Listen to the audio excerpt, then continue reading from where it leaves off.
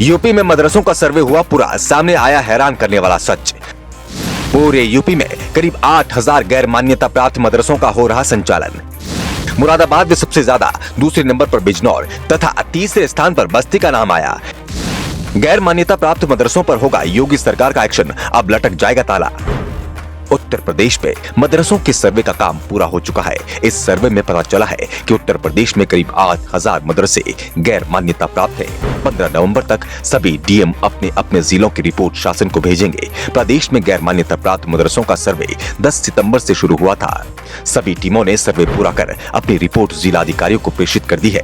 सबसे ज्यादा गैर मान्यता प्राप्त मदरसे मुरादाबाद में मिले हैं, दूसरे नंबर पर बिजनौर तथा तीसरे स्थान पर बस्ती है। रजिस्ट्रार मदरसा बोर्ड जगमोहन सिंह के मुताबिक करीब 8,000 गैर मान्यता प्राप्त मदरसों के मिलने की बात कही जा रही है, लेकिन जिलाधिकारियों की रिपोर्ट आने के बाद ही सही स्थिति का पता चल सकेगा। शासन स्तर पर बनी विशेष सचिव अल्पसंख्यक निदेशक अल्पसंख्यक तथा रजिस्ट्रार मदरसा बोर्ड की 3 सदस्यीय समिति ने पूरे सर्वे पर नजर रखी। आपकी जानकारी के लिए बता दें कि इस सर्वे के बाद जहां सरकार की तरफ से ये कहा गया है कि सर्वे का मकसद सिर्फ और सिर्फ डाटा को इकट्ठा करना है, ऐसा इसलिए क्योंकि ये सिर्फ और सिर्फ एक सर्वे था, वहीं इसको लेकर मुस्लिम संगठनों ने बहुत सारी आपत्ति भी जताई जा रही है। मौलाना अरशद मदनी का मदरसों के बारे में बड़ा दावा है। मौलाना ने योगी सरकार को निशाने पर ले लिया और मदरसों की जांच पर सवाल उठा दिए। अरशद मदनी ने कहा कि मदरसे किसी तरह सियासत से नहीं जुड़े हैं, मदरसों से आतंकवादी घटनाएं भी नहीं होती।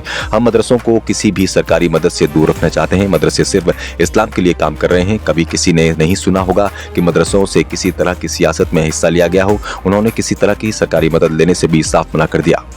देवबंद के दारुल उलूम में मदरसों के बारे में एक बैठक के बाद मीडिया से बातचीत में मौलाना ने ये दावा किया। यूपी सरकार के मदरसा सर्वे में दारुल उलूम देवबंद के गैर मान्यता वाला होने के बारे में सवाल पूछा गया, जिस पर मौलाना अरशद मदनी ने कहा, 1866 में संस्थान की नींव रखी गई थी। तभी तय किया गया था कि कभी भी सरकार से कोई मदद नहीं लेंगे। मदरसों के खर्चे का बोझ कौम उठाती रही है और उठाती रहेगी। उन्होंने कहा कि मदरसों के सर्वे के मामले में यूपी सरकार का जो चेहरा दिखा है वो अच्छा है। मदरसों के दरवाजे सभी के लिए खुले रहते हैं, जिसका जब मन करे आ और जा सकता है। उन्होंने कहा कि मदरसों के लोगों ने ही देश को आजाद कराया। दुख की बात है कि आज मदरसों पर ही सवाल उठ रहे हैं। यूपी में अवैध मदरसों के सर्वे पर समाजवादी पार्टी के पूर्व विधायक हाजी जमीर उल्लाह ने विवादित बयान दिया। उन्होंने कहा कि अगर सर्वे के बाद मदरसों पर कोई कार्रवाई की गई तो हर घर में मदरसे होंगे। हाजी जमीर उल्लाह ने तो ये तक कह दिया कि इस्लाम को मदरसों की दीवार तोड़ने से कोई खतरा नहीं है।